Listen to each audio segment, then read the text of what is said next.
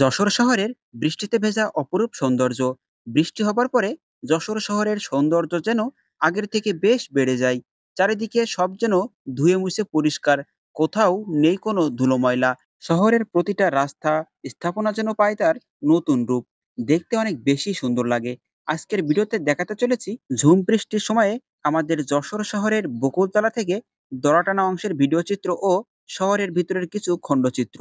বৃষ্টি ভেজা যশোর শহর দেখতে আসলেই কেমন দেখায় সেটা দেখতে হলে আগামী ৩ মিনিট আমার ভিডিও এর সাথেই থাকতে হবে। আমাদের প্রিয় যশোর শহরের অত্যন্ত সুপরিচিত জায়গা হলো দড়াটানা থেকে বকুলতলা পর্যন্ত, অর্থাৎ সাবেক মুজিব চত্বর পর্যন্ত, যেটা এখন নতুন নামকরণে করা হয়েছে। শহরের সব থেকে নান্দনিক দৃশ্য অর্থাৎ সৌন্দর্য বর্ধনে অপরূপ হলো এই রাস্তাটা, অর্থাৎ বকুলতলা থেকে দড়াটানা পর্যন্ত।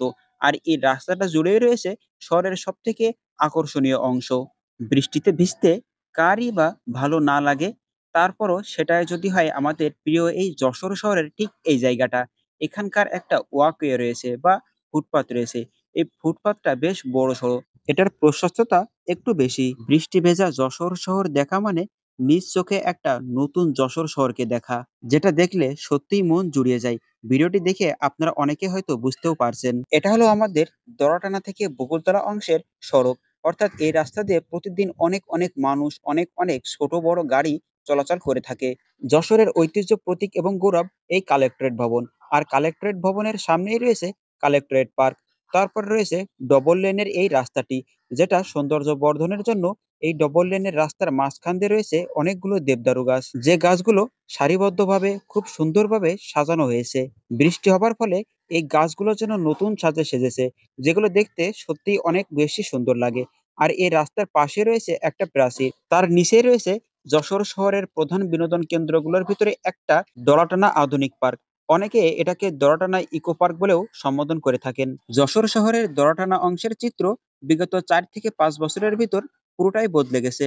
কেননা দড়াটানা এর ঠিক পাশেই ছিল বইয়ের লাইব্রেরি, যা ভেঙে পার্ক করা হয়েছে, অর্থাৎ নতুন রূপ দেওয়া হয়েছে এই জায়গাটির।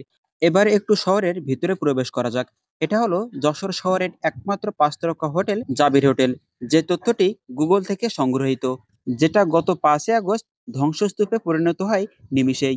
এই হোটেলটি অবস্থিত যশোর শহরের চিত্রার মোড়ে। তো এটাই ছিল বৃষ্টি স্নাত কোনো একদিনে আমাদের যশোর শহরের সৌন্দর্য। বৃষ্টির দিনে যশোর শহরের পরিবেশ দেখলে মনে হয় প্রকৃতি যেন তার সম্পূর্ণ রূপ ঢেলে দিয়েছে আমাদের যশোরের বুকে। যা হোক, আজকের ভিডিওটি এ পর্যন্তই।